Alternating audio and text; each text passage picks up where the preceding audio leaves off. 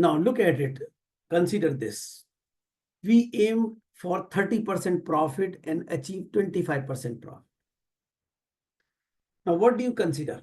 Is it a success or a failure? Now, let me give a twist to this. Let me give a twist to this.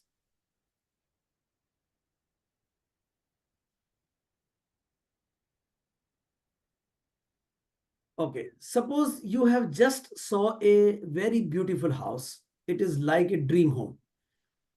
Your spouse like it even more than you. Difficult to guess another such house, right? Now let me put the poll once again and ask you to attempt now. What do you think? Will you like to attempt now? Good evening, friends. My name is Vivek Prakash, and I, along with my colleague Kalyan Raman, welcome you all to this 19th episode of Project Management Webinar. For the first time attendees, the Project Management Webinar is initiated to support people who want to perform better in project management, want to use project management tool effectively, want to clarify their concepts, strengthen their concepts, want to achieve certifications like PMP, Prince2, and others, and renew their certification. We conduct this webinar on every second and fourth Tuesday at 8 p.m. IST, Indian Standard Time. When we send the mailer, generally we put up a link where you can check the local time if it is not India. Our effort here is to explain project management concepts in simple terms, address day-to-day challenges of the project manager across the industry, help project managers to earn certifications, and help project managers to, or PMP certified or other certifications, also unpaid use to retain their certifications. Our effort here is to learn project management tool and use them effectively, and share with you a lot of best practices and current trends in the project management area. And therefore, we call it Imbibe, Certify, Apply, and Thrive. In today's webinar, I will touch upon a little psychological, or I say emotional or logical aspect of risk or risk-related decisions, or how risk is participating in decision making, and how we are taking our initiative ahead, and depending upon what kind of the behavior we reflect against a risk. So it will be a little not a simple process of risk, but one part of the risk which we will discuss in detail. Okay, and let me, if you have any question, you can put this into chat. We will take this up in the end. I will try to keep 5 to 10 minutes for question answers. And Kalyan, you are seeing that whenever you see something important, please let me know. We'll try to address it. Yeah, yeah, I'm monitoring it. Go ahead. Yeah. So let's go ahead with this. What we are talking about is we are discussing risk attitude today.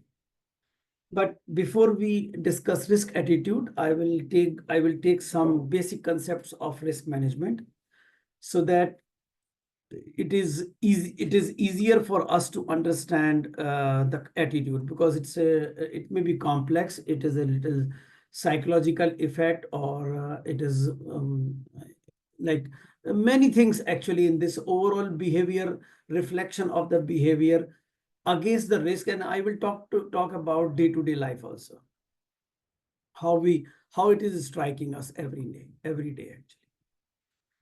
So before we proceed, let's start from a very basic thing. What is a risk? Before we talk about risk attitude, what is a risk? So generally, as PMI defined it, what is the characteristic of risk? Risk is a situation or condition or event. It may occur, it may not occur. It is futuristic. It is not happening today. It will be in future, and there is a degree of occurrence, maybe less, maybe more, and it is generally measured in terms of its impact or consequences on the project's objective. So an event which can occur in the future, and there is a degree of occurrence, and if occurs, it may affect the project objective. I'm not talking about negatively or positively. Generally, the connotation of risk is negative, but in the project risk management, it is getting neutralized, and the new trend is that we consider risk as both sides, positive and negative. And in last episode, we talk about it also, that it's not about only negative impact, it is also about the positive. So we are treating the opportunity and risk together as one, as such. So except the positive or negative outcome, everything else is same. So this is where we talk about the risk. So if I could talk, if I tell about the risk definition, a risk is an uncertain event or condition or situation that, if occurs, has a positive or negative effect on one or more objectives of project. Now, in this context, we will see what we are talking about. So generally, when we identify risk, risk will fall into one of these quadrant. On one side, it is event. On other side, it is impact. When we call that, we know what kind of event is, and what will be its impact, what actually it does for us. So we'll do it something, and when we do it, we also know what is going to happen. So basically, the activities in our schedule, activities in our project, both things are known. But generally, the risk which we are talking about, when the event is known, that is, we have identified, but its impact is not known because we don't know how it will occur, and if it occur, what will be the degree of occurrence and what will be the degree of impact. That is a little uncertain, and we try to predict it. So event is known. Event is known that like we are looking for approval from a customer, and I'm not sure the customer will give the approval on time. So I know the event approval. Approval has to be taken, but when the approval come, it may come early, it becomes a good for us. It may delay, it becomes a struggle for us. So how it will impact positively, negatively, that is not known. So that is we call known, unknown. Now, third is the unknown unknown. That is the this quadrant actually. So this quadrant. So it is unknown means we are not knowing the event, and because we don't know the event, the chances are we don't know how it will impact. So when known unknown are identified events, identified risk, unknown unknowns are unidentified risk. So risk is, if you do not do a risk, when risk identification in a project, does not mean that project doesn't have any risk. We have not seen it. When we try to find risk, there is a possibility that some risk may be spared. None of us has expertise to identify one risk. So those things will be called unknown, and therefore their effect is also unknown. Now the fourth part, which is here, it is an unknown known. Event is unknown, but impact is known. Now how this can happen? With our experience in past, we know what kind of problems are occurring and how they are generally impacting the projects. So we have some fair idea of an impact of an event, but the thing is that I don't know or I do not have an idea whether this event is going to occur as part of this project or not. So, I'm not considering the event because I think it is very less likely, it is not related to, but if it is occur, I know the impact. But I'm not considering, or I feel that okay, this is not related to this project, something, but you don't know when it comes. So we call it because impact is known. If it occurs, it will impact like that. But we are not very sure about whether this will occur as part of this project or not. Now look at this. This is a known unknown. Generally, we keep some contingency buffer, which is for generally for identified risk.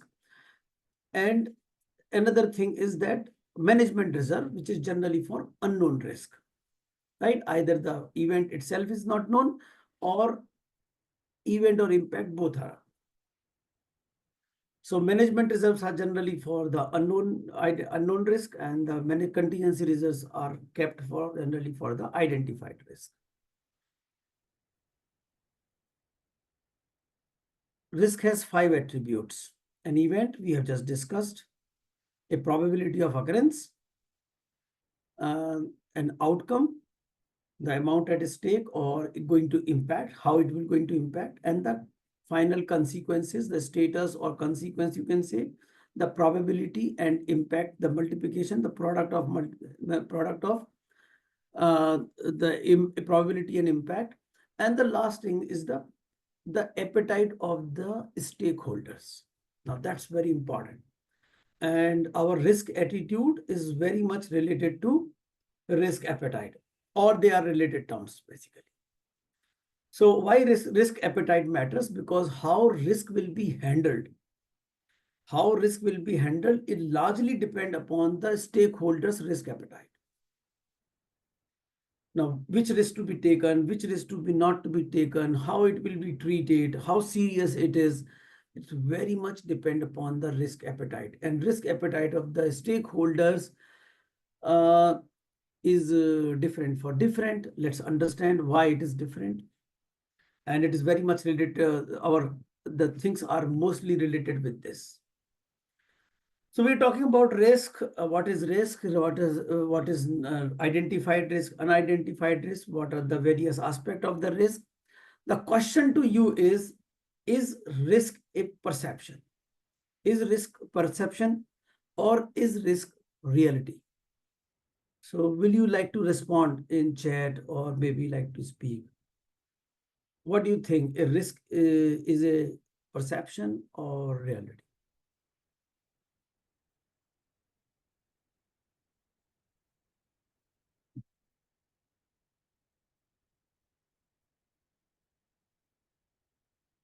Perception, okay. Perception, okay.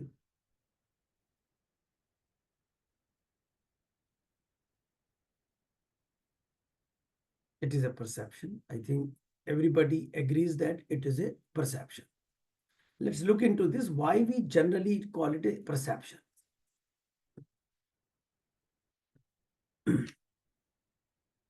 A glass which is half filled can be seen both ways. It is half filled or it is half empty. It's a perception of the person. Now, it can be positive or it can be negative. If I need a full glass, probably it's a problem.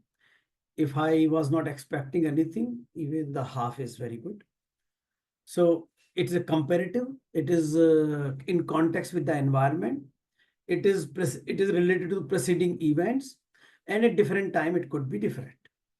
And different people can have different. Okay, I have got another this. Risk is more than a mere perception. It is in most professional risk assessment, it is based on past failure, unfavorable consequences data. Yes. So how our perceptions are getting created is basically the sequence of event have occurred. As sequence of event has occurred, that's how our perception is getting created. So like we are saying, one person is saying half full, awesome. Why? Because probably this person was not even expecting that the glass will be filling with something. So half filled is very good. But for the other person who was expecting a full glass, because his past experience that if a glass is coming, it should be full, he may be disappointed with looking at the half glass. Now look at it. These perceptions are created, they are made and destroyed over a period of time. They keep changing, and therefore, whenever you are doing risk management, you should document the stakeholder risk appetite and risk behavior, because the over a period of time, the stakeholders' behavior will change. I give you a simple example, like if you get something like you look at the newspapers, right? For last week, full week, every day you see a news coming from your surroundings, some kind of robbery, some kind of chain pulling, or some kind of uh, theft, or every day it is coming. Suppose every day you are seeing that near around your home, some such kind of incident are happening, or anti-social elements are looking like quite active. And the chances are that after a week, your perception will be that this place is not very livable place. Or such kind of situations have, or the law and order situation is worse. And you are let be more cautious in going out. You will change your behavior, will be little more of protection. But if you read a few newses of good newses in the newspaper, saying that what events are happening, new events are happening, prizes are getting distributed, and the some one or two the thieves have been caught by the police, and some good news has come over last 1 week, you will see that the law and order situation is pretty good. Probably the things are exactly same, but it is just a matter of what things have gone in last 1 week. If it is sequence of event in 1 week, does not change the environment, right? 1 week does not change the environment, but if you are 1 week, you are continuously seeing one kind of news, your perception will change.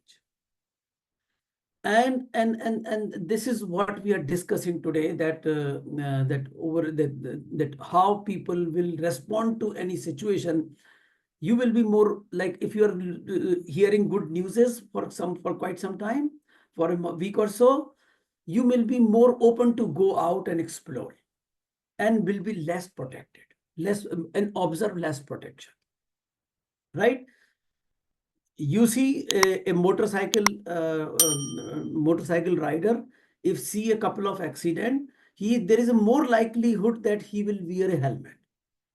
And when he will not see a couple of he's wearing helmet, but he's not seeing accident around, probably he will put the helmet on the mirror, and will ride without the helmet.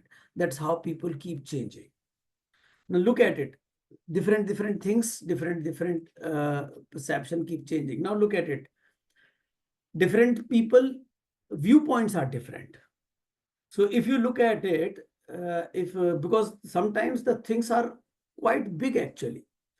It is very difficult to figure out look at the event or the sequence of event from all sides.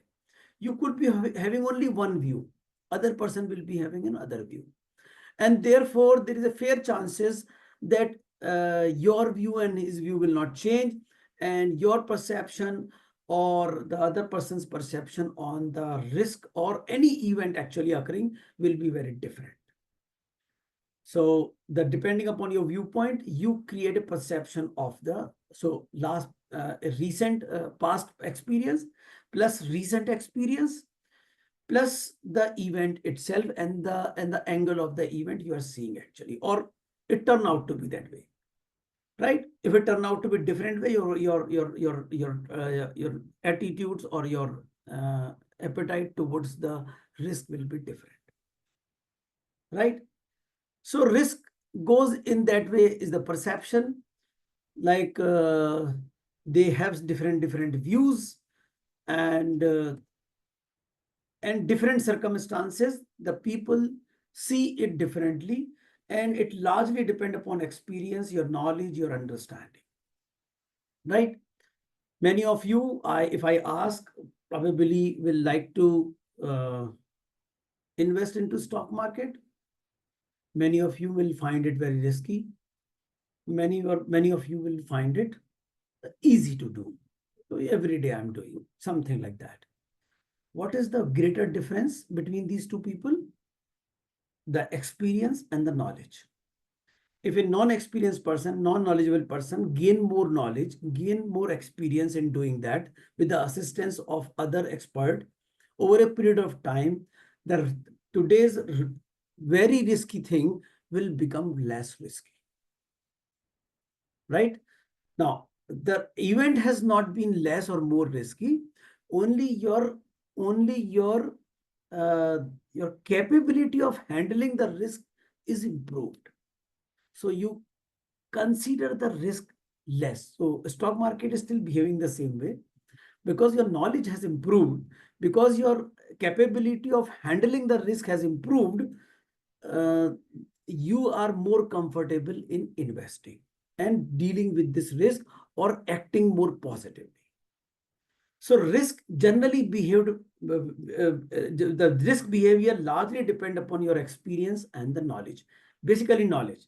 For example, if you are a for example, if you are in a dark room, there is no light in the dark room, there is no light altogether, and there are objects in the room.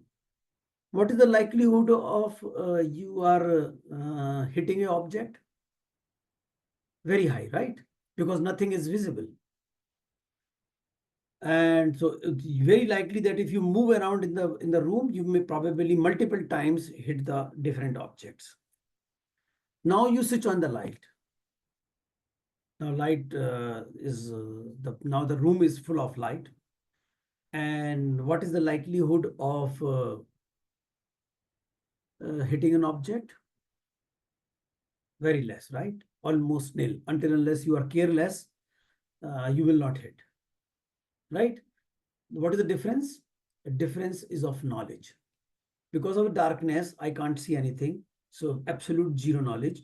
There is a very likelihood of hitting the object. And when the light is on, everything is visible. So now I have a higher degree of knowledge. Uh, Generally, in the life doesn't happen that way. You don't get enlightened or in a second or so. It's a gradual understanding which improve. But if the light is on, you can see everything. The chances of hitting an object is very less. So it is largely depend upon your knowledge, how much you know about anything. That is what perception of your risk. I'm saying perception, again a perception. Risk has not changed. Event has not changed. It is exactly same. Only my perception has changed about the event. Objects are still there. Room is still there. The only difference is that earlier I was not able to see. So my capability was very poor. In the second case, my capability is very high. I can deal with it.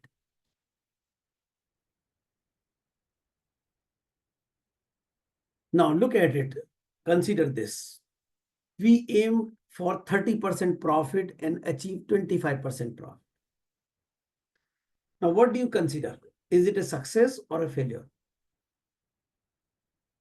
You can respond in the chat box.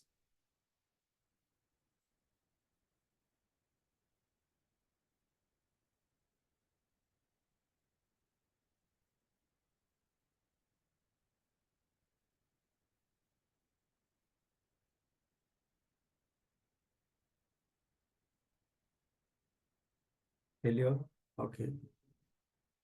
Mathematically a failure. Success. Okay.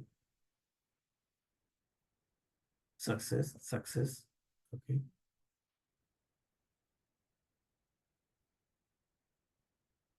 Success, partial success. Yeah, partial success.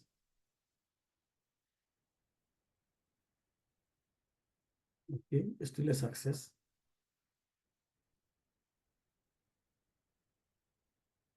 Okay, so we have mixed reactions that some people say it is a failure, some people say it's a success. In fact, it can be either way actually. Okay, that's a good analysis. People saying success are optimistic, good, but in reality, we fail to achieve our actual target of 30%. Yes. So basically failure, but you're saying other people are optimistic. Yeah, fair enough. I think this is a good understanding. But let's look at it. If 30% profits was critical for the project, it is a failure, right? Because if say we should get at least 30% profit, then 25% profit is success, is a failure. But if it is understood that aim was stretched and it was difficult to achieve 30% profit, then 25% is also a success. Now it is all context driven, or it is past experience driven, or it our based on our objective. What is our objective? So sometimes we can say it is a realistic goal, then 25% is a failure. If it is an ambitious goal, then 25% is a success. Now let's consider this. The Moonyan 2 did not land safely, right? The 3 we land safely. In the 2 we did not land safely. So was it a failure or success, or partial success, partial failure?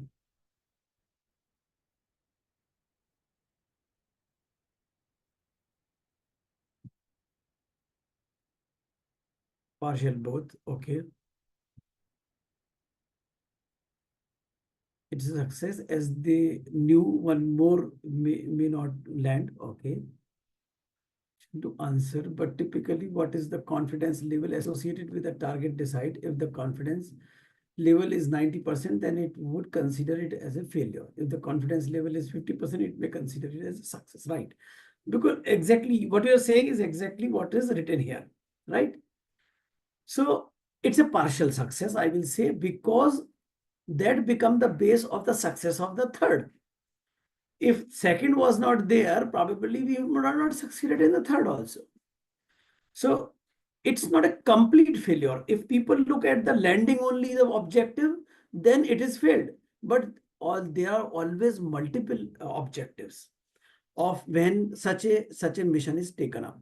So only one objective is failed, but it was a very visible objective, right? That is where it caused the issue. Why it is looking like it is a failure? Because the objective on which we failed was a very visible one, and we collected a lot of data, have experience, all these things.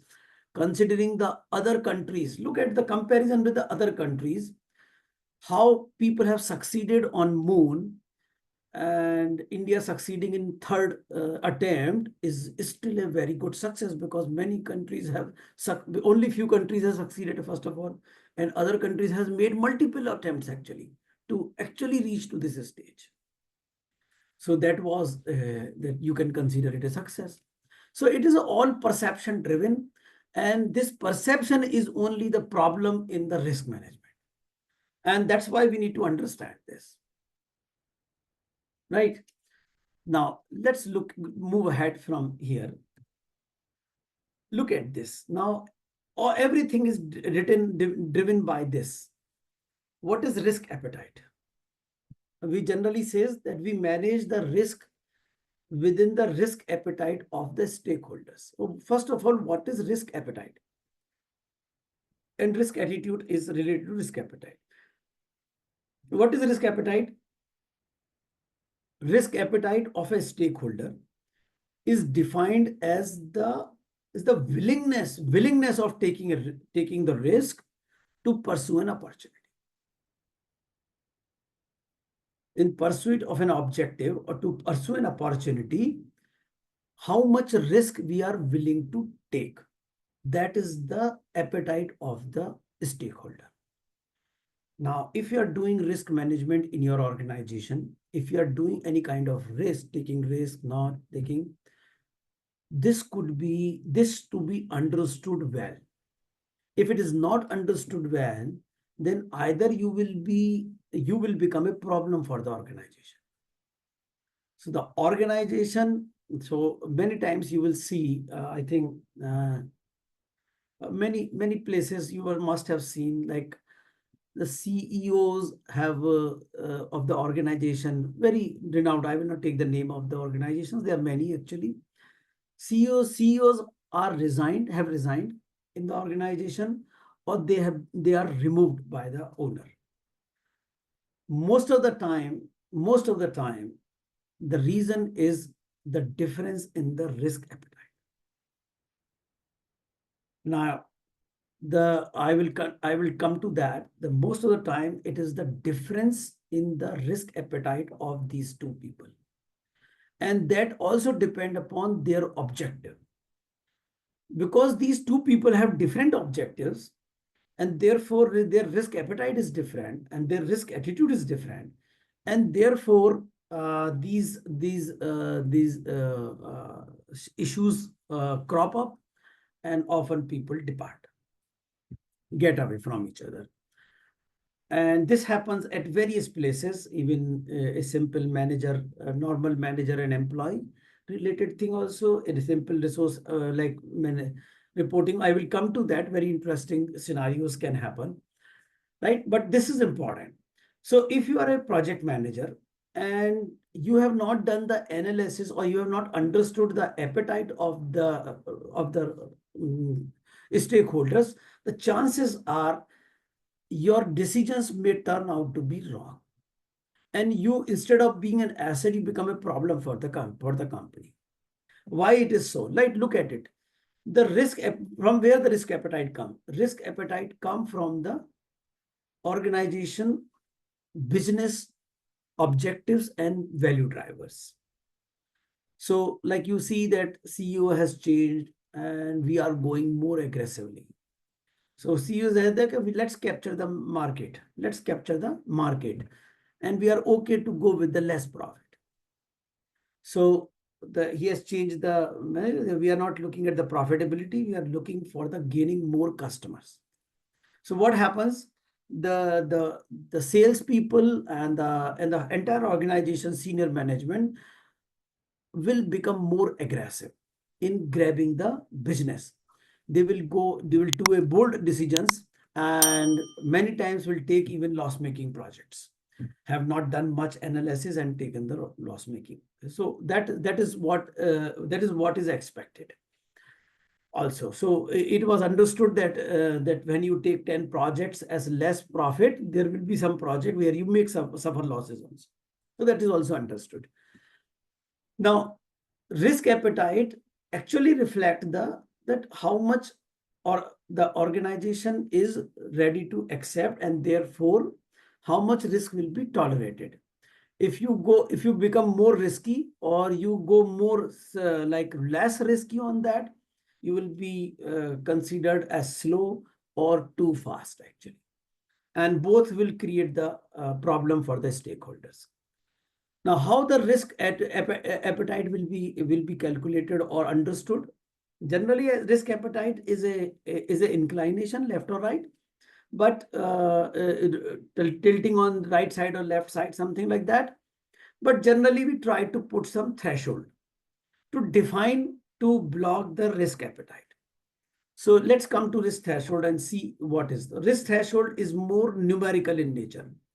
So risk threshold is used to put definition on risk appetite. That is how much risk exposure is necessary to be included in risk register. So there are many risks, but there are very flimsy risk also. Do not have much. So there you can define at least this much risk exposure should be to be part of the risk register. Like we define that if a risk exposure increased or crossed this particular threshold, then it will be considered for quantitative risk analysis. Otherwise, we will just do the qualitative risk analysis. For example, if you look at it, the spectrum on the right hand side, the one, so you see, I can say that whatever things are green and whatever things are in pink or red, whatever things are pink and red, that is my threshold, that if the risk is falling into pink and red area, that means it should go for quantitative risk analysis. Otherwise, qualitative risk analysis is okay for me. So this is like I am putting numbers on so that we can respect the risk appetite of the stakeholders. An appropriate decision can be taken. This is also be possible that at what score the risk has to be escalated, when the escalation should occur, right? When an action to be triggered, when we think that the risk has materialized. So many things we can put number, we can put definitions to the at various stage, and that is we generally call risk threshold. Now come to risk attitude. Now, what is risk attitude? Risk attitude is not related to organizations. Even an organization is all about stakeholders. Risk attitude is individual. Basically, risk attitude is a choice of the stakeholder that stakeholder naturally take in a given circumstances. It represents a response. It is a response which the stakeholder has taken. It is a response that stakeholder has taken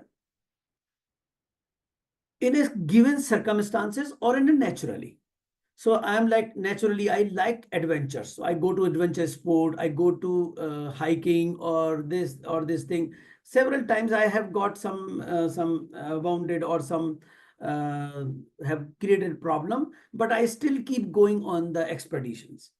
So I have a natural tendency of taking more risk. Actually, I'm a little risk taker kind of things. But there are people who do not want to, like you look at the coronavirus. You may find many people, even you tell 10 times, they will not wear the mask, right? But there are people where you will feel no threat altogether. You may be surprising why this person is wearing a mask, right? So there are different, the event is same, but they are reacting to it differently. And this is called risk attitude. Now, risk attitude must be understood well, because risk attitude shows the risk appetite of the stakeholders. So they both work in conjunction. Let's look at it. There are three risk attitude generally we see. One is risk seeker, risk averter, or risk averse, or risk neutral. So generally risk neutral, finding it difficult actually. But generally risk are the people, either the people are risk seeker or a risk averse, averter or averse, right? So risk averse person is generally more protective, and in general case, right? In general case, more protective, and risk seeker is more exposed, right? Is more exposed and take more chances, and even at the cost of losses, right? So you will see them that, as I said, okay, they will go to mountaineering, they go do misadventure, have fallen multiple times, fractured the legs, etc. But they don't bother. They get repaired, everything got repaired, they again go to the same thing. So their natural tendency, the people have natural tendency of taking risk and averting the risk, right? Many people look around in your home itself, right? Within in your home, if you the some people will be risk averter, and the some people will be a risk seeker, and if they do not adjust for each other, you will often find they may be quarreling with each other. Why are you doing so? Why are you doing so, right? So I remember in Corona time, there was a doctor and who was very famous, who was doing a lot of YouTubing or etc. And he has taken the vaccination and didn't tell his wife. And over the phone, his wife was actually shouting on him, "Why did you take the this vaccine? Because nobody knows what these vaccines are, or there is no enough experiments have done, and you have taken like that. Something happened to you tomorrow. Who will be responsible?" And so you see that this kind of situation may occur if one is risk taker and another is risk averse, right? These are utility theories. Some utility theory works with that. I will not, there are utility function, mathematical function from this curve has come.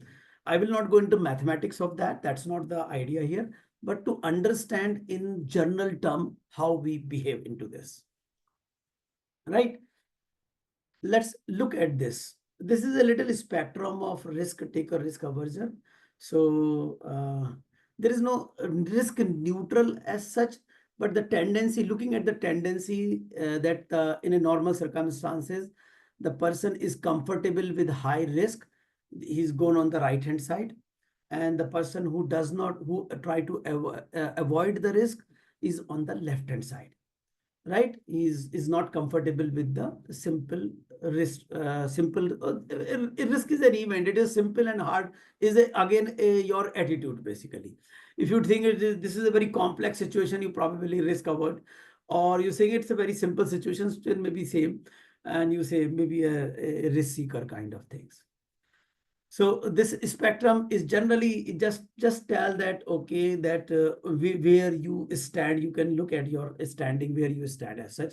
Not necessarily you always be there, you can change sides actually also.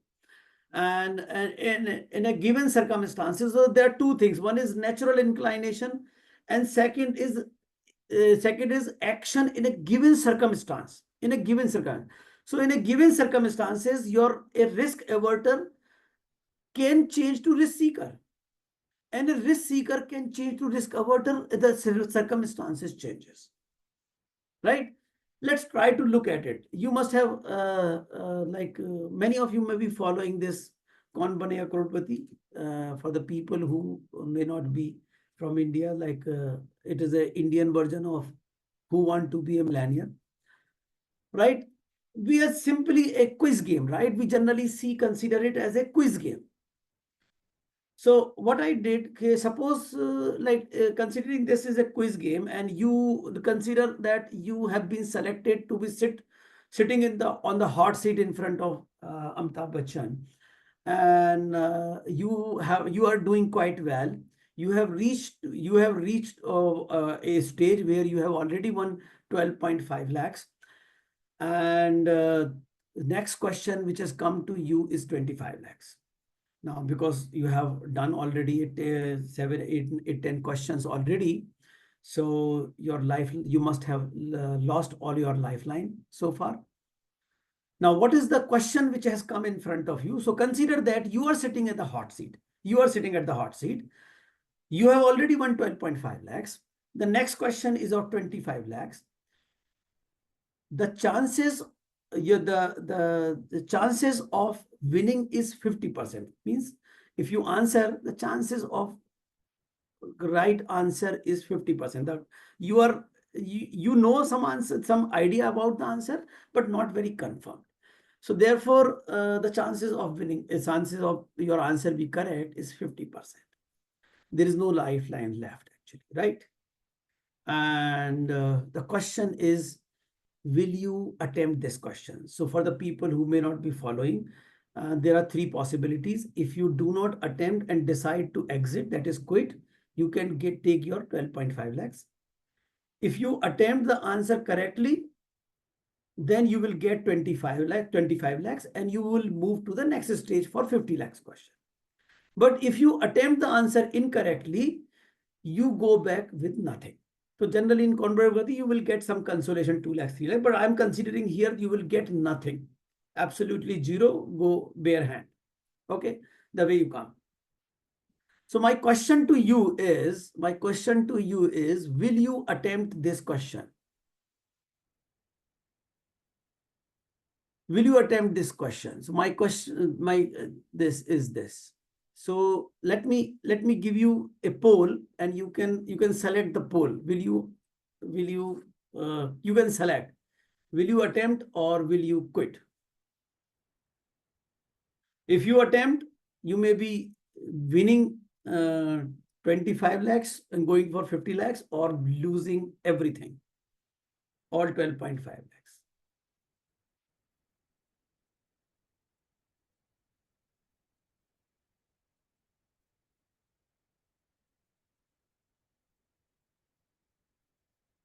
Okay, more people I'm expecting. Yeah, 14 people have responded. Let's see some more. 14 responded so far. Some more can they contribute, or they're still debating about it? It's still 10 seconds. You can respond. I will keep it for 10 seconds and then I will close this. No more? No more? Other people have not attempted? Okay, no problem. So I will end the poll. I have got almost 50, no, I think it's a 40-60 kind of game actually. Let me share the results.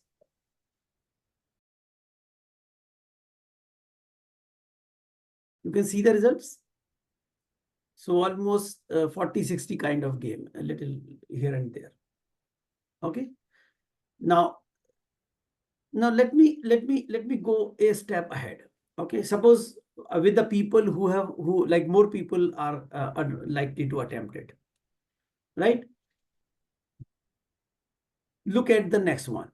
I said, suppose you have won this 25 lakhs question, and now you have won 25 lakhs, and you have moved to the 50 lakh questions. Now 50 lakh question is in front of you. Again, the probability of being correct is 50%. Right? The probability, everything else is same. If you do not attempt, you can take 25 lakhs rupees with you. If you attempt and correct, you get 50 lakhs and move for 1 crore question. And if you get incorrect, all 25 lakhs will be gone. Now let me put the poll again and tell me if you would like to, 1 minute. If you would like to attempt.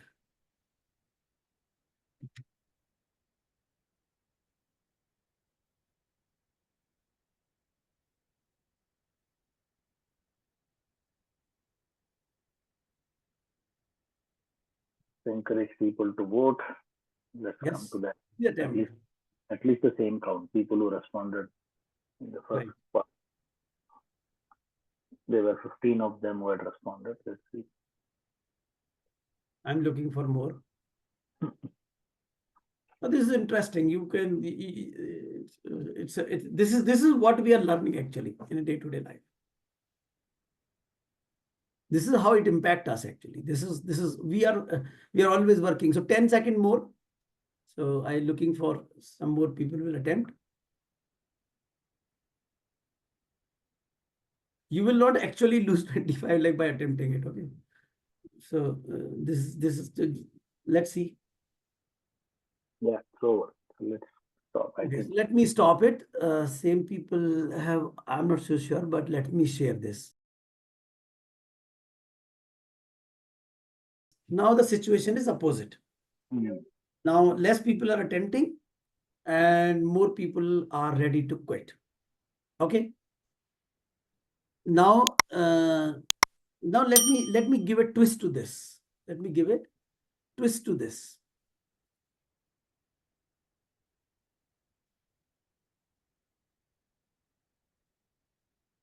Okay, suppose you have just saw a very beautiful house. It is like a dream home.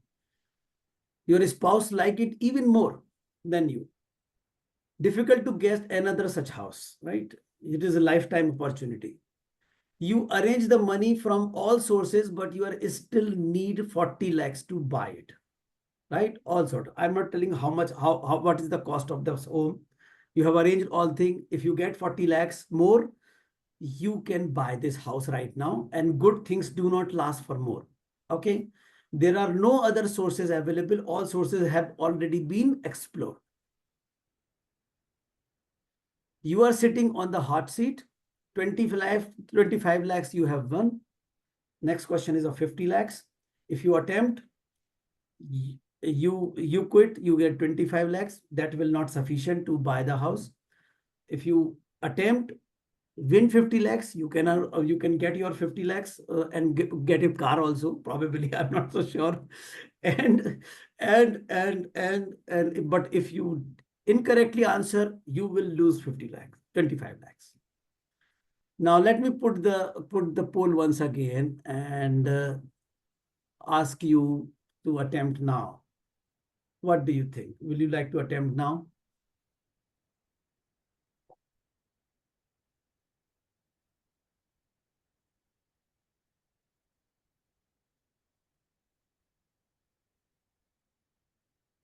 Hmm. 8, 9 responses. Okay.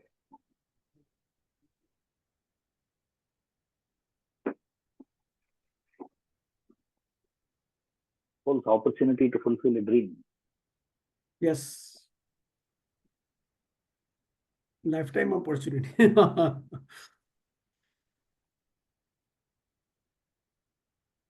Okay, okay.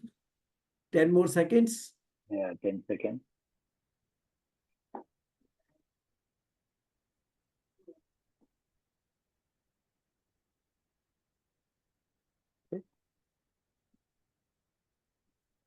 Okay, okay, okay. Let me close this now. So now let me share.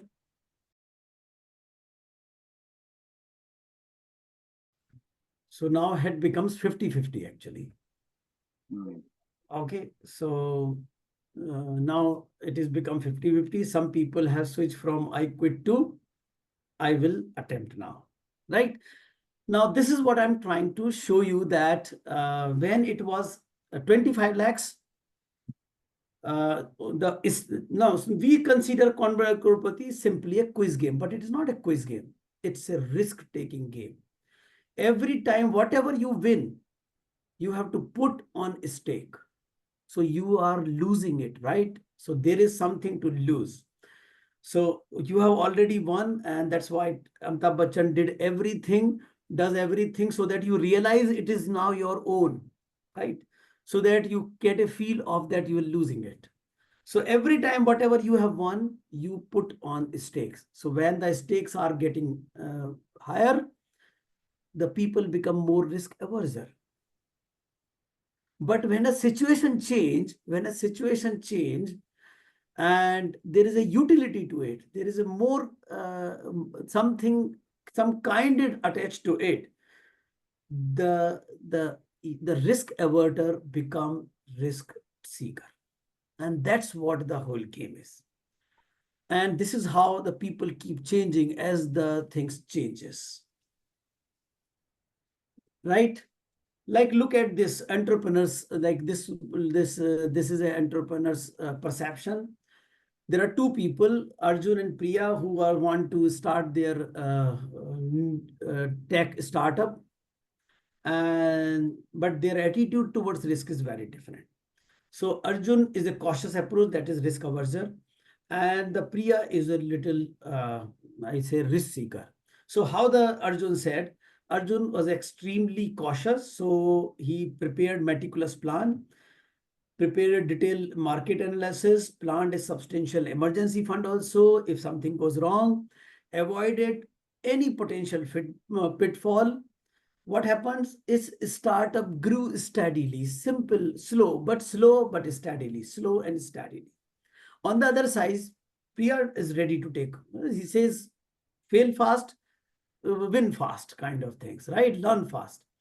She is not fully prepared, but she said, launch it. Let's hear from the people. We will repair it, correct it, and she's playing with the product and launching, relaunching, and sending it, and getting more feedback from the customer. And so her startup grew very rapidly, but she get several setbacks also and shocks also in between.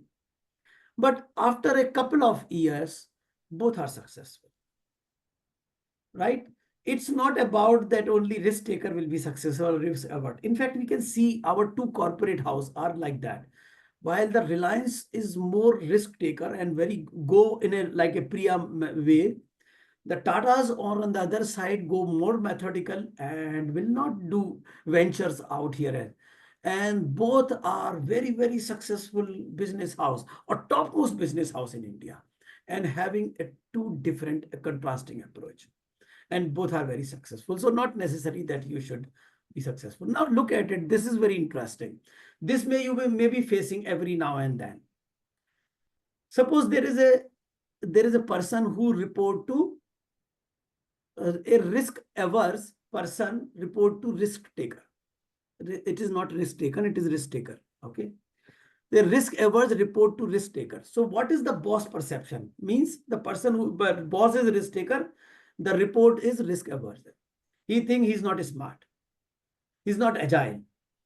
He procrastinate. Why? Because the resource the reports actually thinking 10 times, because he is thinking that this may be very risky. We should do all calculation and then go ahead. And by the time he does this calculation, the boss is losing his patience actually. Okay, why is not moving ahead? So he say procrastinate. He's overthinking, over planning, planning by paralysis, all kind of you will see the metaphors will be on these things, and we must remove her, right? Because otherwise we cannot succeed. On the other side, a risk taker report to risk averse. What the boss perception? He thinks he's an over smart person. Every time he does his own things, he's very dangerous. He does not think, he does not give proper thought process before taking an action. He says, goes ahead and take this. This is very risky. He's not understanding this thing. And this person goes ahead and the boss heart start beating. Something like that, right? And he said he will put me in deep trouble on someday, and the result is again the same. We must remove him. This is the short-term game we play. Every time we get a different person, and it's very difficult. Risk averser reporting to risk averser and risk taker reporting to risk taker. It's very, very difficult. These are the current scenario in around you. You may be feeling some lot of these things. Try to be observant of this. Look at it. A risk avert is an asset for risk taker. A risk avert is an asset for a risk taker. Is not a hurdle. Why? Because not everything required risk taking. When it comes to safety and security, it is the risk avert who will do better. It's just a matter of giving a proper role. On the other side, a risk avert is a risk avert is a risk taker is a asset for risk avert. Why? Because the risk avert cannot go take those bold decisions, cannot go ahead with so many risks, while this person can do. Just changing the role. It's not about removing him, her. It is about putting in the right place, because both are assets. If you see, if you don't see, then it's a problem. And the onus is on the boss, not on the report. Right? With this, I will put my, I will stop my thinking, and I will say we still have some time to maybe a minute or two. If you have any questions, I would like to take up any questions like that. Somebody has shared their view already. Okay. That window.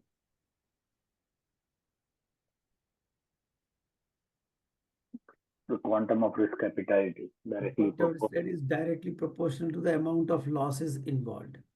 More of the chances of financial goodwill losses, the lesser will be the appetite for this. Yes. And these appetite and attitude work together, and it is circumstantial and current experience, your entire experience, your recent experience. And but I will say just be vigilant around you and see the risk appetite, risk attitude of the various people. Read them, especially when you are doing risk management in your organization. This is very sensitive matter. If you are not sensitive to this, as I said, the boss will say, remove this. This will be the biggest threat actually, because it does not give comfort to the boss, that if you are not understanding his risk appetite or risk attitude and not aligned with it. And even in your house, please take care. If a risk alert is there, please have a discussion before you take a step. If you are a risk taker, other is risk alert, please have a discussion. Please have some moderation before you take drastic step. This will put other people in extremely discomfort and many times. So caring for the people is also important. So taking risk is important for success in the life, but take all people along with you. Alone running is not a good idea. Okay, so this is what I wanted to share, some dynamics about the people's behavior in different circumstances. There is some exceptional situations like you talked about. Those examples is about where people feel the rush of adrenaline, as we call it. So the adrenaline rush blinds the logical thinking, and that's what happens when somebody risk averse suddenly becomes a risk seeker. Right. That particular event or for the particular objective that they try to make. Yeah, as the situation changes. Okay, so I think there are no questions, so we can close this. Yeah, it's a particularly very educative session where we thought we got to hear some things which we never spend time thinking about when we form our teams, when we have our people around us. We don't give a thought to this.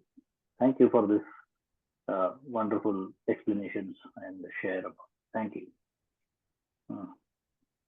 Okay, thank you very much. So please do share the link of this webinars with your friends, with your relatives, with your known people in your network, so that more people can come and more people can benefit from this. We will meet you on 10th of September and with another subject, interesting subject, and we look forward to see you in the next webinar on 10th of September. Until then, goodbye and have a happy week and weeks, actually 2 weeks. So see you on 10th. Thank you. Thank you very much for coming over here.